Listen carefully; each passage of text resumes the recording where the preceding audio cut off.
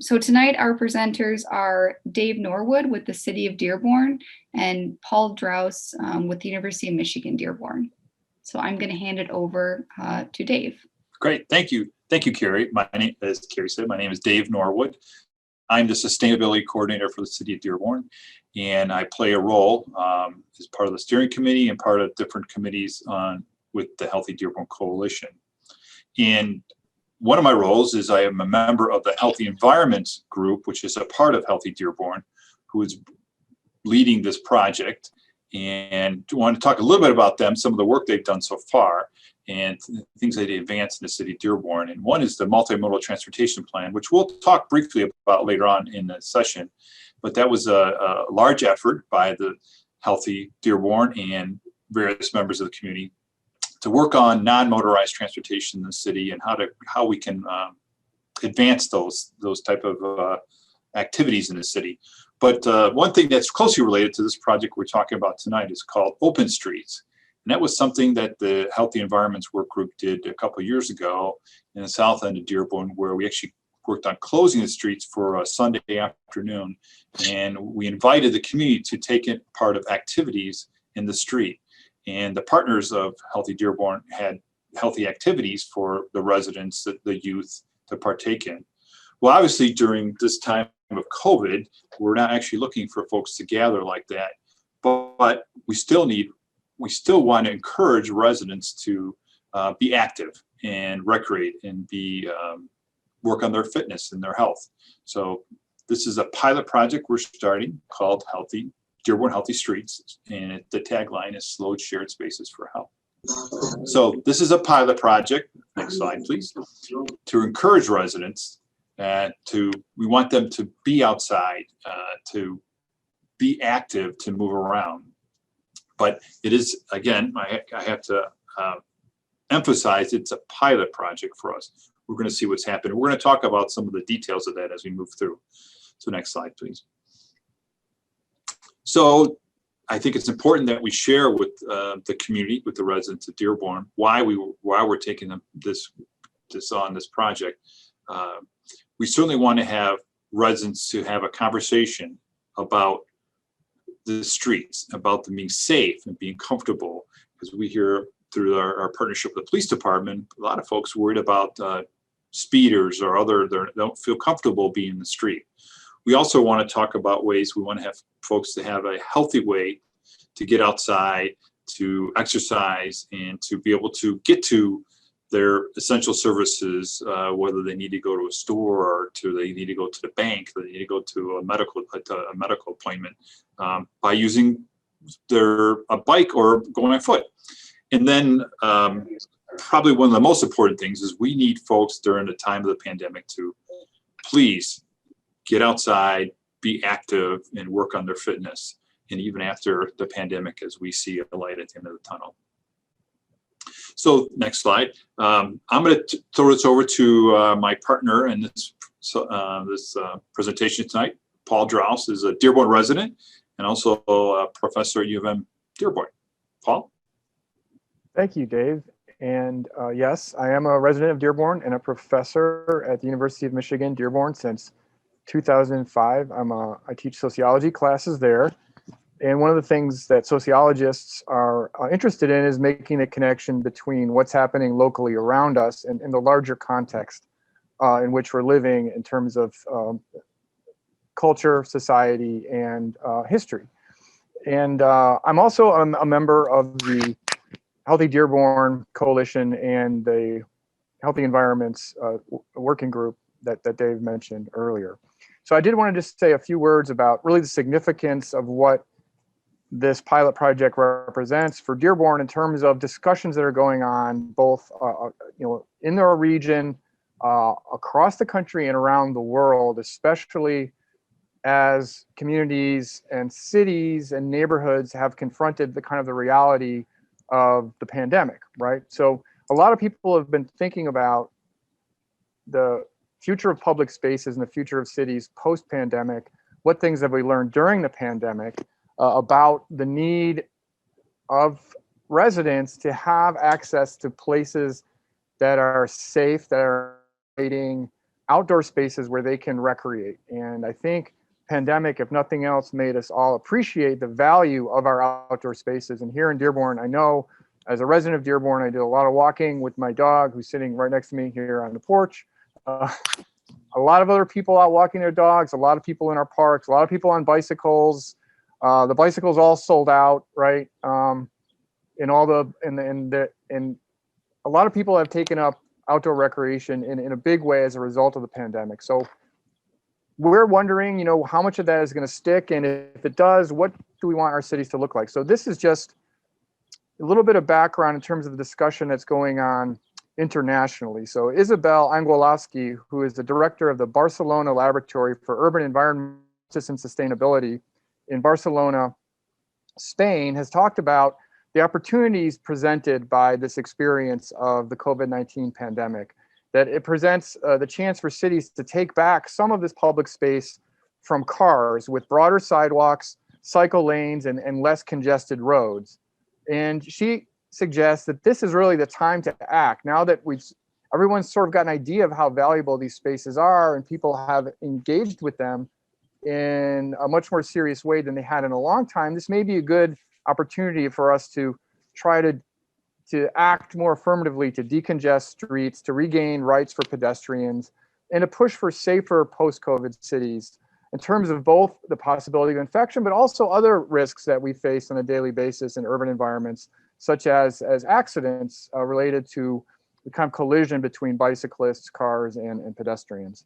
So go ahead, next slide.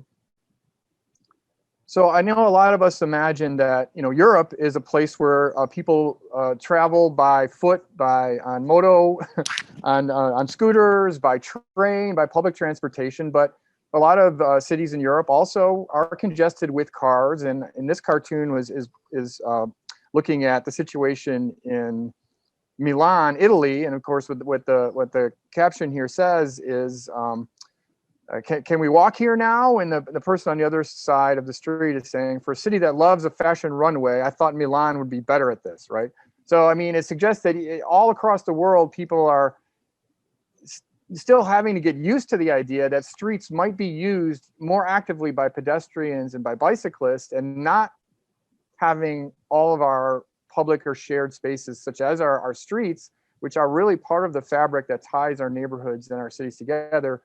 They don't necessarily have to be so dominated by cars, which doesn't mean that cars would go away. It just means we rethink possibly the relationship between pedestrians and automobiles and other types of transportation in our public spaces. So, next slide.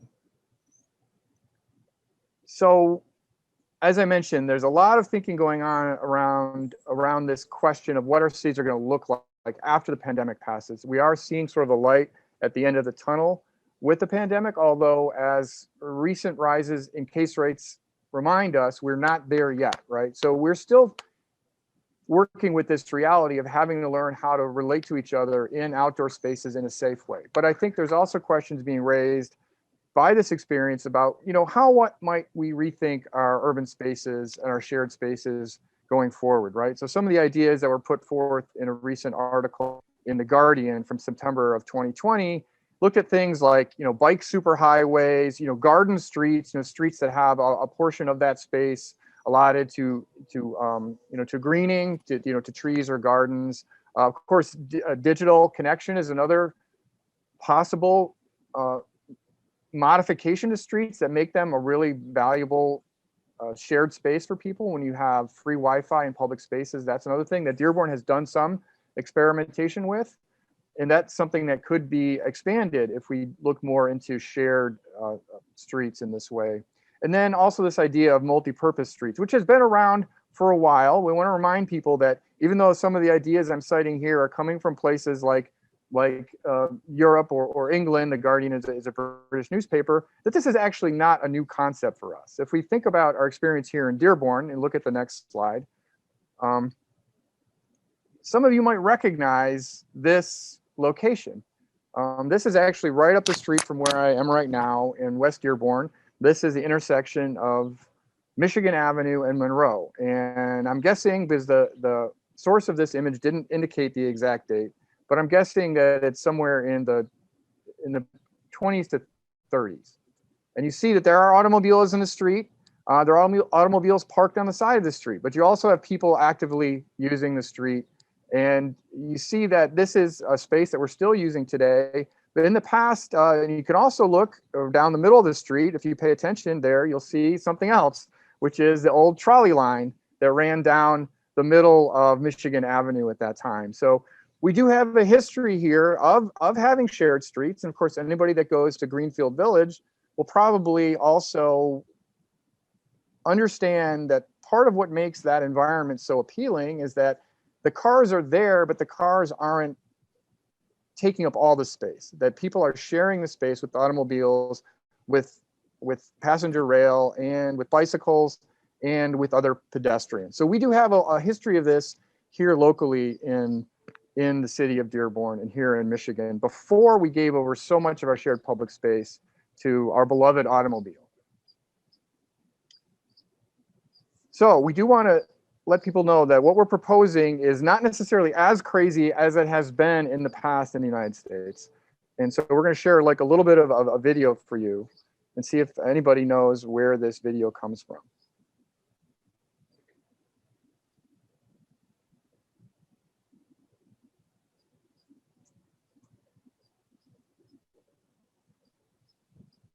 Keep in mind that what we're talking about is a slow shared street. This one is not necessarily so slow. Look at that gentleman dodging in and out of the automobile traffic there. Does anybody know where this video comes from? I don't know if anyone has the capacity to respond, so I'm going to ask Dave. New York.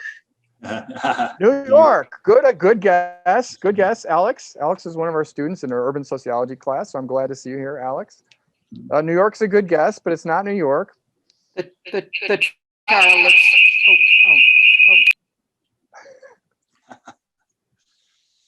Gotta head This west.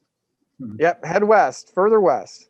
And it's not Michigan, it's not Dearborn. We wish it was, but we can imagine something similar to this in Detroit when Detroit did have active trolley cars and all this activity in its major streets. But this is actually in Market Street in San Francisco on the West Coast in the early 20th century. Yeah, somebody to check got it right, Paul.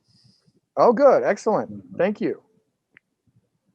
So again, what we're proposing is not something that's new in American experience, but we're also proposing something that's not quite as extreme as what has been sometimes the reality in American historical experience. So I'm going to go back to Dave, and we're going to talk about the specific streets and neighborhoods where the pilot project is going to take place. Thank you, Paul. Yeah, I think we need to get down into the details here now. And I'm going to quote one of my colleagues here at the city who's actually not from Dearborn, but came here, and he has said Dearborn has an abundance of riches. And as we talk about some of these, the streets that we're going to be piloting and some of the things that are along the streets, I think you will agree with this comment. So we divided up the city in 4 quadrants because we wanted to see how it will work in the different parts of the city. Wilson in the northwest, Diversity in the northeast, and in the southwest, Penn Street, and in the south end, as affectionately known as South End, the southeast quadrant. It's a series of streets. Just the way the streets have been laid out, we had to use a couple other streets to be part of this. Akron, Laurie, and Salina Court, and then across Dix to Dale Street, and then across Vernard to Riverside Drive to the city line. Next slide. And well, we're looking to launch this on April 22nd. That's Earth Day, if some of you are familiar with it. We're going to try it for 30 days and see what happens. We're going to take a lot of data, a lot of collection of information. We're going to talk a little bit later on about a survey. And internally, among the Healthy Dearborn team and the Healthy Environments Work Group, we're going to analyze that data and see what else we should do. Should we continue? What changes? What additions we should do? The city council is very interested in this information and a review of the project. And if it's supportive, we're going to continue going on a rolling basis every 30 days. We're going to be taking our temperature, see how we're doing, how successful we are. And then the idea is to end it before the snow flies in the fall. Next slide. So this is some of the things you're going to see happening. We're going to have some barrels, not in ways of traffic or anything like that, but just identifying that this is a healthy street as a part of the pilot project. We're going to have some not local traffic signs identifying also the streets. There's going to be no impact to the residents as far as parking or deliveries. I know Amazon is pretty busy in Dearborn. Also, emergency vehicles will not be impeded in any way. Do not encourage people to congregate or gather together at this point in time. We want people moving around. We want activity. So, next slide. So let's get into the granular detail, if you will, of the different areas. So Wilson is in the far northwest part of the city. The street is anchored on the west side by Lapeer Park, which is a large regional park in the city. And there's a restroom there, and there's a track, a biking and walking track. And on the eastern end of the route is Oak Park, which is on the other side of our drive. It's heavily treed park with a track too, and you'll see there's several schools in this area too that will be part of this. And another component of this with Safe Routes to School, which is another project that the city's working, not the city, I'm sorry, Healthy Dearborn is working with the schools to encourage biking and walking to schools. But these neighborhoods are pretty active. You got the Levergood area, and you have Howard Park, which is north of Wilson, and south of Wilson is Highland. Next slide. In the southwest corner, we have several parks that are going to be part of this route. In the far eastern side is Shmansky Park, which has a track and lots of playground equipment, large trees. In the middle in the park is the Penn Vassar Park, which is an anchor for events for the neighborhood association in that area, the Southwest Outer Drive. Then an elementary school on the route is Whitmore Bowles. There's also a park there and a restroom. And then a former school site, Oxford Park, and at the western end of the street, there's also a track there. And then a little bit north, as you get closer to Outer Drive, in the middle is Columbia Park. We also have schools anchoring this area, the O.L. Smith and the Nellen Elementary School. They're right by each other. And then Whitmore Bowles is in the middle of the route. And as I mentioned, Southwest Outer Drive is very active in this neighborhood, and it's been a great partner in this project. Next slide, please. In the northeast part of town is Diversey. There's some unique things here. On the eastern end of the project is the aviation neighborhood and Arthur Bassey Park. Arthur Bassey Aviation didn't have a park for a long time, up until the last 25 years or so. Arthur Bassey is new there. And then as you go to the western end of this route, you have Anthony Park, which there's a track there, and also a large school campus. That's McCullough Eunice School Campus there. That was an industrial site that is now a wonderful site for folks to partake in and walk around. And the eastern end from a school standpoint is McDonald School, which is it's an architecturally significant building and something that the city should be proud of. I also want to mention a park. It's off of Lanyo, south of Warren. There's Graham Park, and the reason why I want to highlight that park is Healthy Dearborn actually played a large role in funding and getting that park implemented in that neighborhood. As we see that neighborhood growing, actually, there's a lot of interest in it, folks moving there. So you have the two neighborhood associations. The western west of Schaefer is Oakman Grove, and then east of Schaefer is Aviation. Next slide, please. And now to the southeast quadrant of the city, or as we know it, is the south end, and there's many opportunities to partake in amenities there for active and for health and wellness. Certainly the Lapeer Park is a large park on the north end of this route, where there's a bathroom and a walking track and basketball, different things that take part of it. And as you move south, you go by the Access campus off of Salina Court, and you progress across Dix Avenue through Dale, and you get into Riverside. And along Riverside, there's a couple parks. There's Canterbury Park, which is a park a little bit bigger than a neighborhood pocket park, the playground equipment. And then Morningside Park is at the southern end of the route.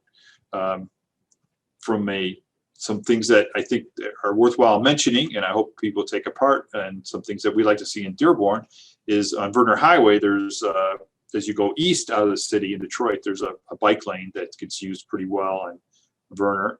And then Detroit, the Patton Park is actually the Patton Park extends into Dearborn, and there's quite a bike trail there and greenway that folks should take advantage of. And then last I should mention is the Salinas school campus. So you have an elementary school and a middle school where there's almost 1,000 children going to this school. So we have a lot of youth in this neighborhood, and we want them to stay active. And the neighborhood association there is a concerned residents for South Dearborn and the South End, and we're partnering with them on other projects too. Next slide. Paul, you want to take this one? Sure. So this is a pilot project, as Dave said, for 30 days. We're going to kind of see what happens. We're really interested in how people are going to respond. So there are a few things we just want people to know in terms of what's going to happen next from this point forward. So the first thing is that people will see, the signs that this is happening that Dave mentioned.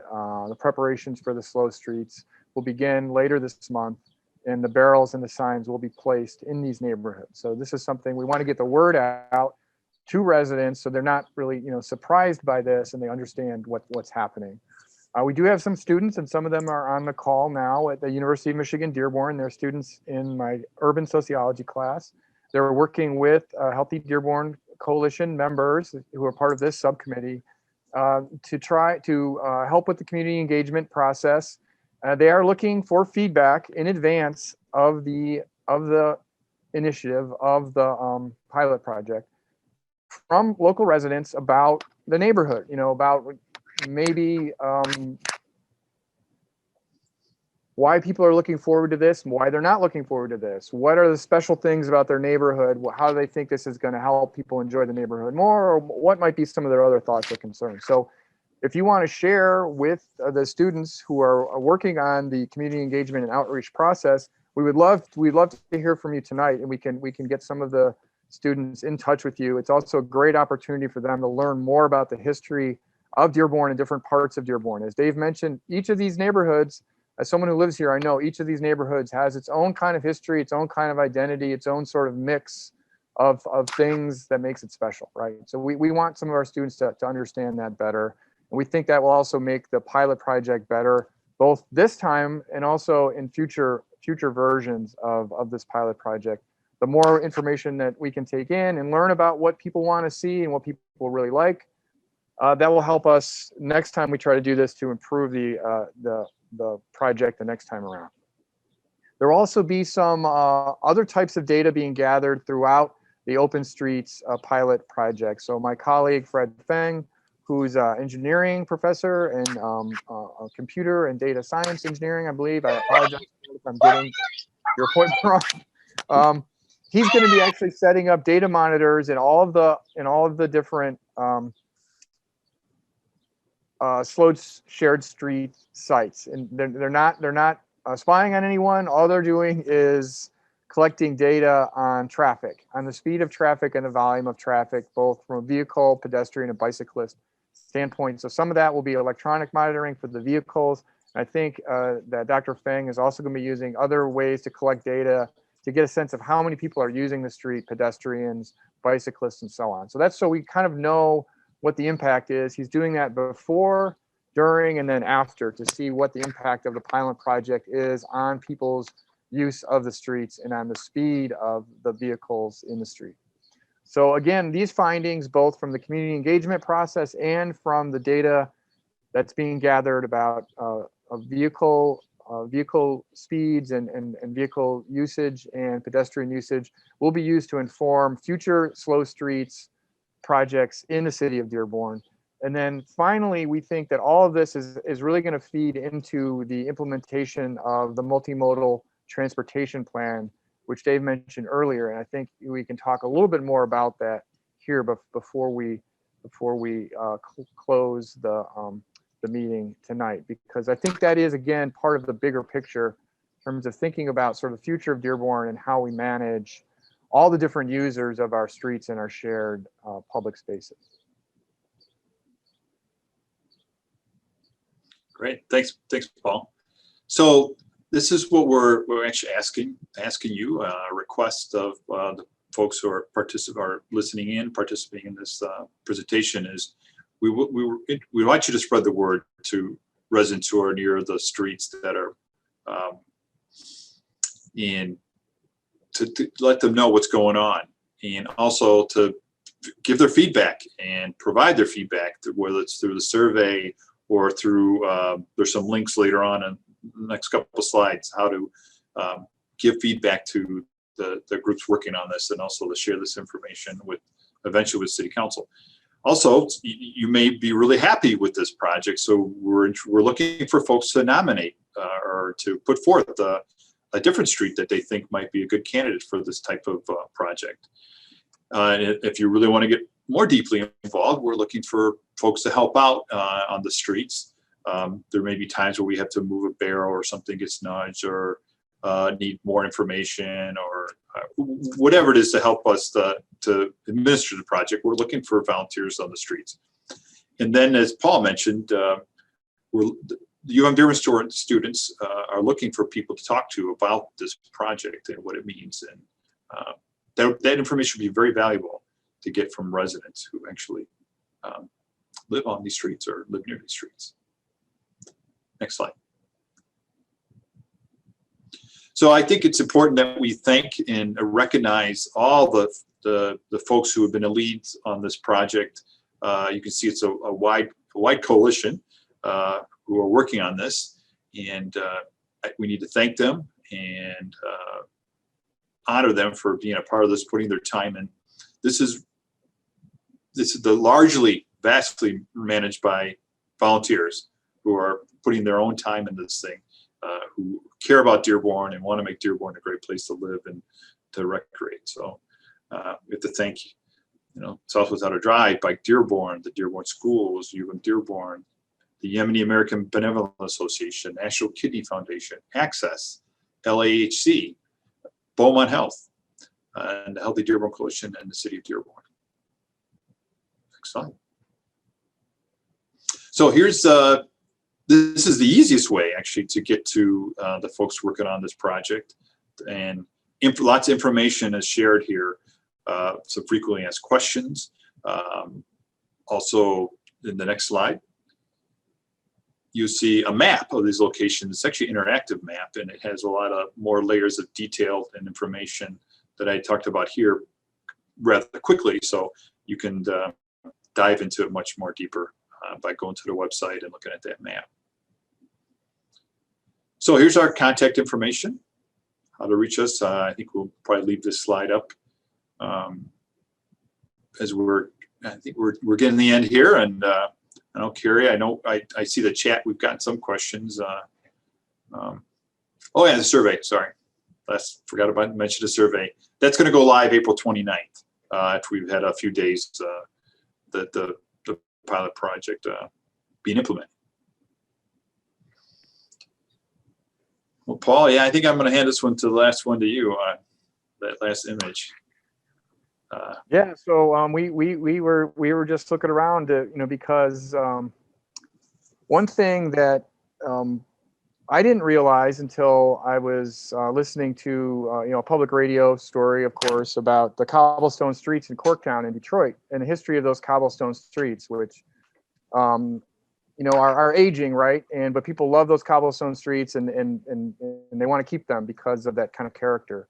And the origin of the cobblestone streets and a lot of the early paved streets was actually not automobiles, but bicyclists. There was a very sort of vibrant, large movement of bicycle enthusiasts in the late 19th and early 20th centuries, and they were some of the first early advocates for paving the streets in a more kind of permanent way, because of course when streets get wet and muddy, it makes it difficult and not much fun for bicycling, especially when you have these types of bicycles with the solid rubber tires before they had pneumatic tires and so on.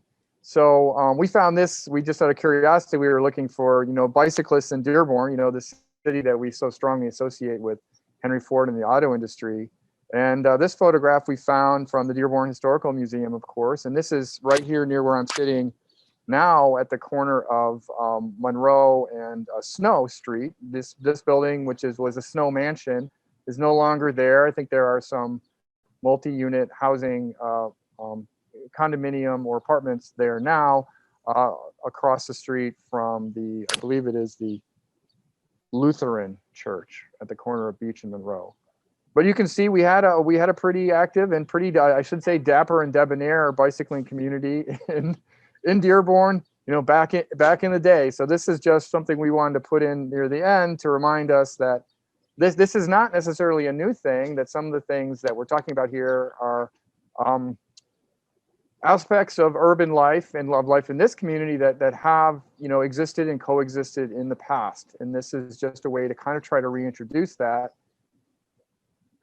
in a way that we can learn from it and try to understand how we might go about managing this mix of different users on our roads. And I did notice that one of the comments in the chat had to do with exactly that problem or that question, with everybody using bicycles on the roads. That sometimes creates new problems for not just motorists in cars, but also for pedestrians. And so those are some of the things that I think that a project like this helps us to observe and learn more about management of that mix. I don't know if you wanted to respond to that also, Dave. I think there was another question about the selection of the streets and why these particular streets were chosen for this phase. I saw the comment about the person who was struggling with walking on a sidewalk and ran into bicyclists. I can tell we don't encourage bicyclists on sidewalks. I know with the youth, with little ones, it's safer for them to be on a sidewalk. But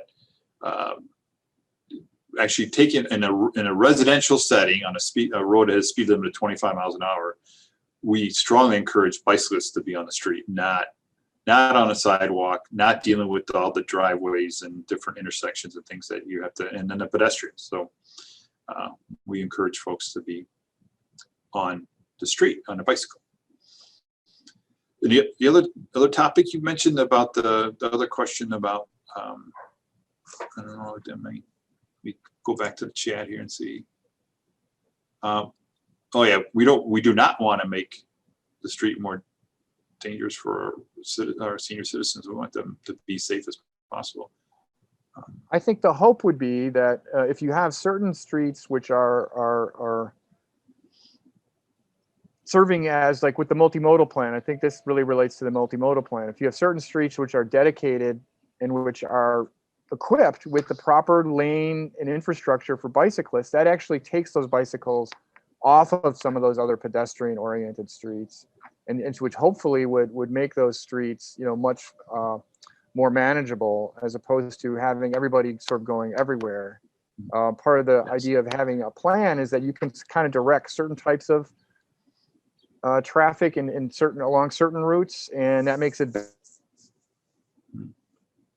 better for other users as well. But I think the other question, Dave, was about the selection of these streets for this. So yeah, I could talk a little bit about that. So we certainly wanted to, from an equitable standpoint, we wanted to introduce to all four quadrants of the city, and we looked at streets that we had a conversation with the Dearborn Police Department about, from a safety standpoint, where they got complaints about speeders, and we wanted to kind of avoid some of those things.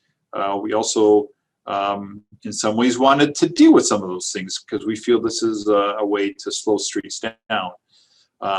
So when, like for Penn Street, we talked to the neighborhood association president and some of the folks from that area and talked about would Carlisle work, would Dartmouth, all the different opportunities, and it was determined to try Penn Street. In the South End, we have a pretty good presence in the coalition from folks who live in the South End, and Holly Street was what we did, the open streets, but that's a one-way street, so we wanted to try and do a two-way street, and we also wanted to have anchored with a park where folks can take advantage of the park and be able to walk to a park. So that was some of the thinking that we went into. Levergood, certainly Wilson, we have Levergood anchoring the park there, and then the schools, Howard School, Lindbergh School. We want to be able to reach out to them. So that's the thinking that went into it. It is a pilot project, so we want to see what happens. We're interested in feedback and like the feedback we're getting in the chat. This is great. This is great information that is part of this whole process.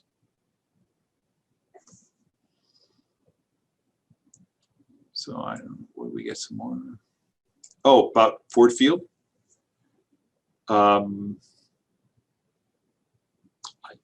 can't say why we did or did not consider Ford Field. If Maria, you're interested in nominating the area around Ford Field, I think we would look at it. Because I know there's some bike infrastructure there, new bike lanes that have been put in near the Monroe, around the west downtown. This could be an opportunity.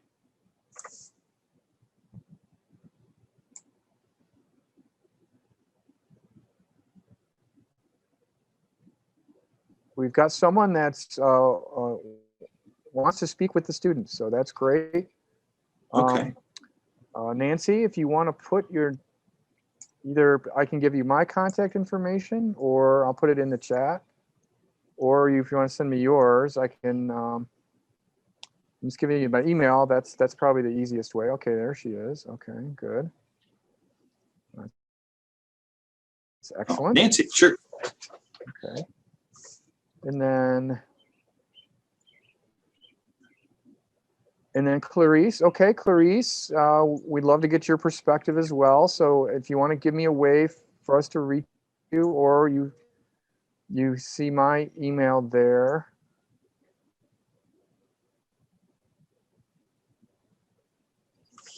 Great. Because I think that's really important for us to hear. Oh, Kelly, yeah, okay.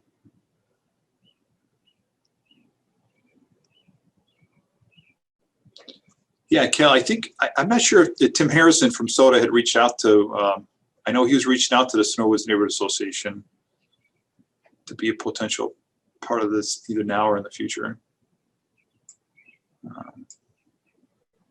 Yeah, I think Beth was who he was reaching out to. You're correct, Kelly, yeah. Okay, great.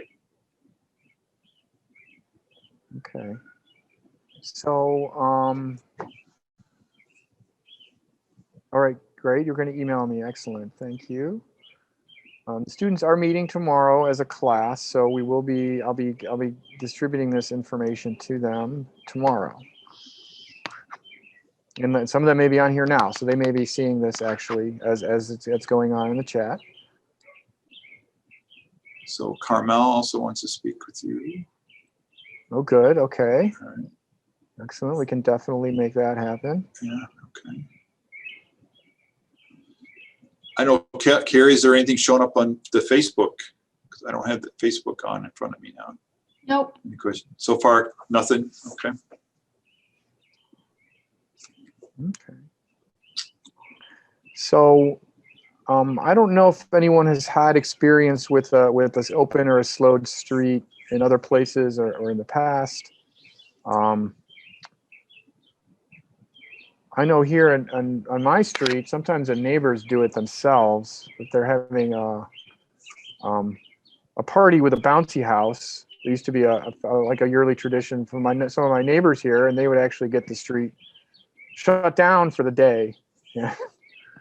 And so I'm curious. Of course, we're curious to know, like, what have been some of the other practices or traditions people have had around their streets as far as use of the streets, both today and historically, right, in Dearborn. Yeah. So I think it's great to be able to learn from that as well. Yeah, Paul, you triggered a thought that, you know, when we were doing the planning, and we did look at other communities. We did benchmark other cities in Michigan and around the country.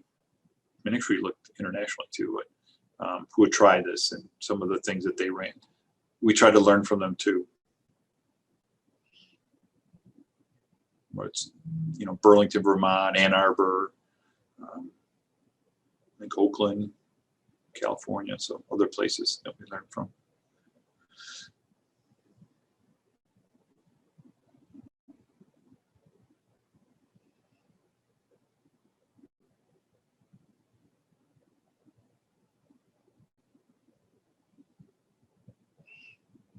Well, it's, I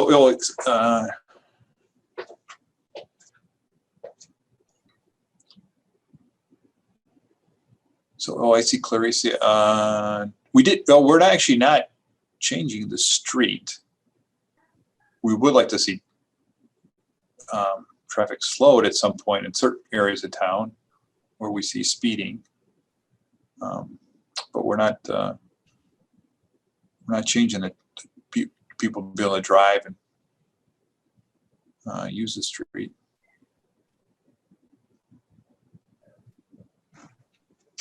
I think that is something that's important to emphasize, that this will not involve Infrastructure changes. We're not doing. no, right, and local traffic is still happening on these streets. It's just that the signs will just be through traffic, right? Isn't that correct, Dave? Yeah, there's certain things that happen on certain areas where you're going to get like events, things like at Lapeer Park, they have a big basketball tournament there, and a 3-on-3 basketball tournament. I know that Levigood Park, I know that the pool is being worked on right now, but there's events there so you use some of these streets to access that's not being stopped or anything like that. Mm-hmm. Or, access to the Mocha Business District and down Southwest Sutter Drive. Folks still need to get to there. So, Dave.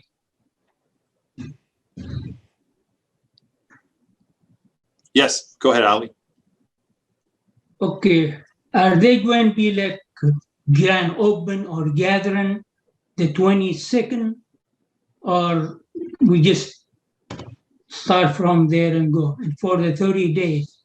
If we're just start to. For the 30 days, are we going to have everyday volunteers with the talk point? There'll be the website will be monitored, but there won't be folks out on the street on that day. Okay. Because the idea is we're not trying to congregate or have like a launch or anything. That's not the intent here. I don't know where is Dale Street, and I've been there so many years.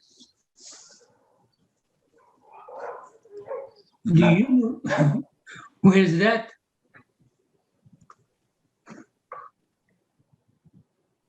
I'm losing you, Ali.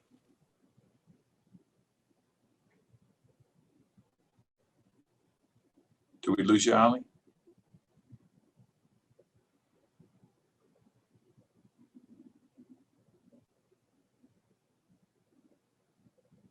I don't see it over here.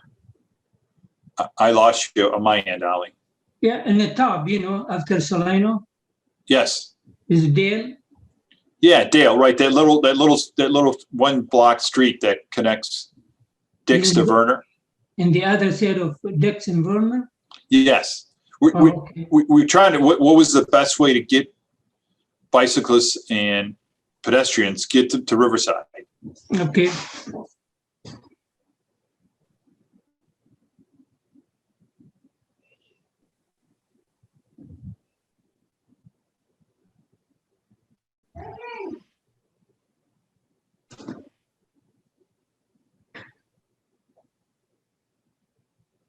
So Dave, there's a good discussion on the chat how the decision-making process will work. So again, as you mentioned, this is a pilot project, so it's temporary.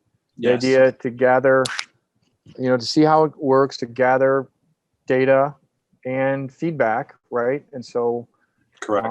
Carissa said that when they were doing the sewer project on Wilson, it made the motorists mad, and they actually drove more recklessly than they did before. And so that's something that will be recorded, based on the data that's being gathered. And that's also, if that is an outcome, which is the opposite of what's intended, then that would certainly stop influence, it. Right.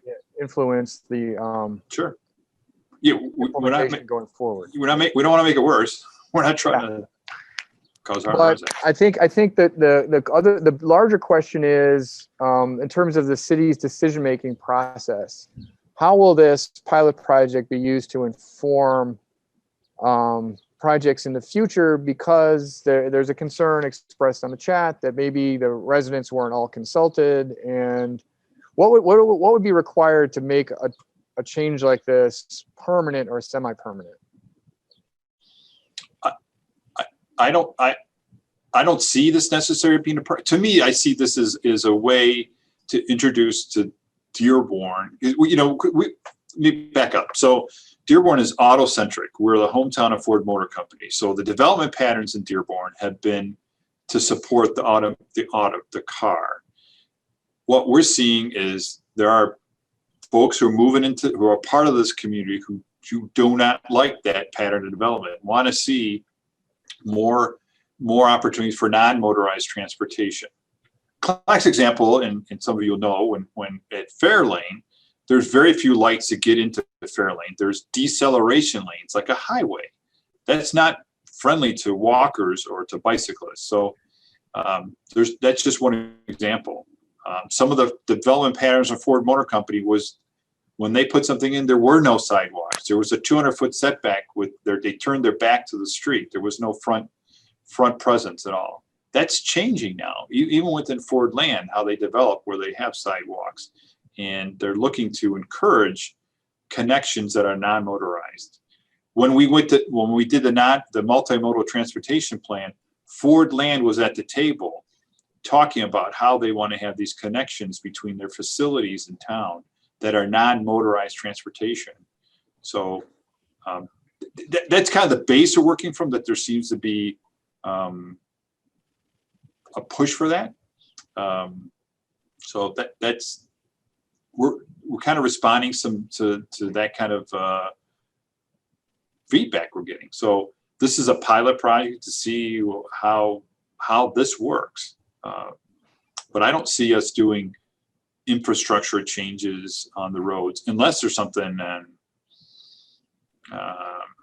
that we find out through the data that something's dangerous and we need to do something different that we didn't see before. Hi, this is Susan Grasso. I'm also a member of the Healthy Environments team who has been working on this project. And I just wanted to piggyback onto what Dave said and really emphasize that we're hoping to, really engage the communities who live on these streets. This is a starting point. It's a pilot project, but we're hoping that it opens up conversations to get a better understanding of what people who live there would like to see.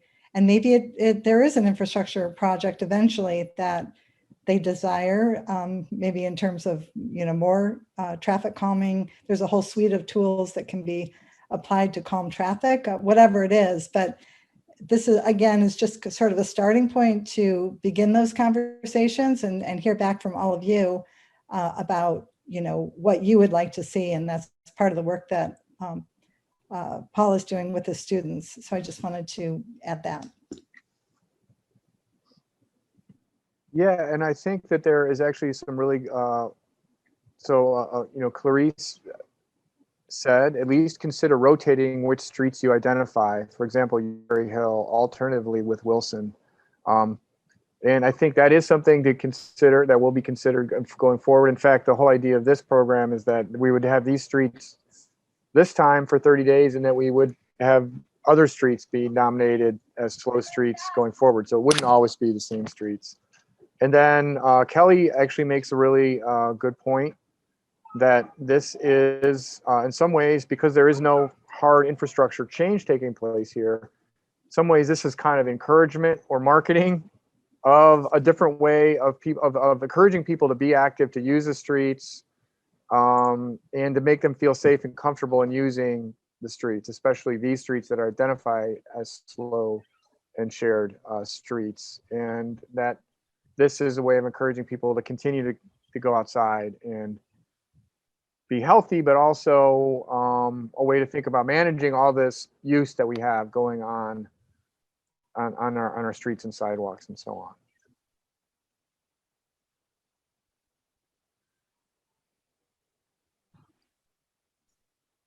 So Tracy says, yes, Kelly, absolutely spot on. That's a very good way of putting it.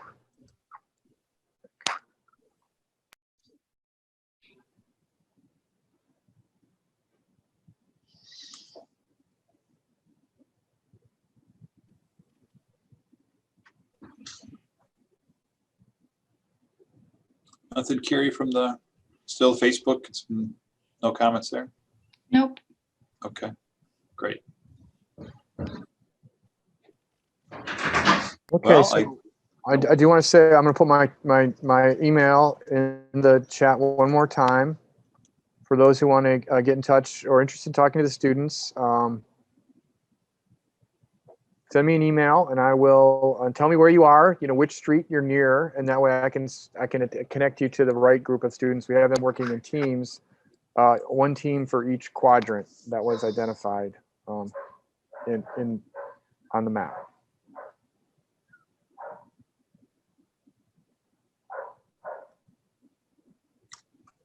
Is HFC partnering, Dave? That's Henry Ford College, I believe.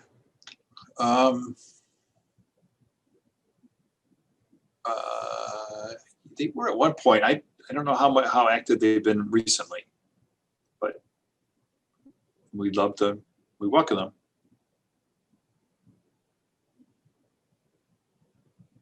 Thank you, Kelly. I appreciate that. Mm-hmm.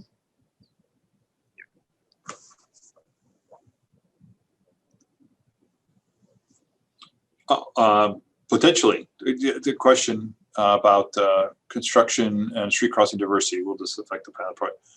Potentially. We're doing audits of the streets, walking audits. Let's see.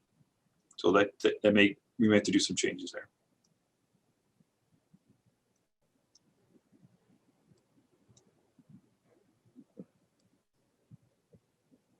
Okay. Was SIDA. Okay, I'm gonna keep people safe. So.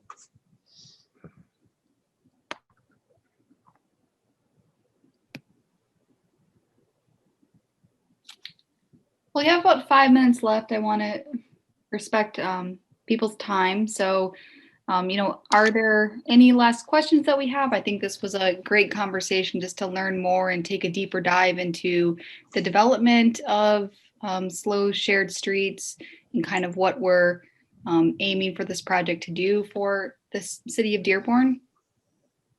You have Paul's email if you're interested in having or presenting to his or having his class present to you or speaking to his students. I've also put in the link to contact us if you have any more questions. I will also drop in my email if you have any questions, and if you don't know who to send a question to, just feel free to send it to me and I can send it out to the correct person and get an answer to you. Otherwise, I would encourage you just to keep checking the Healthy Dearborn website as well as our Facebook, for any updates as we gear up and after we launch on April 22nd.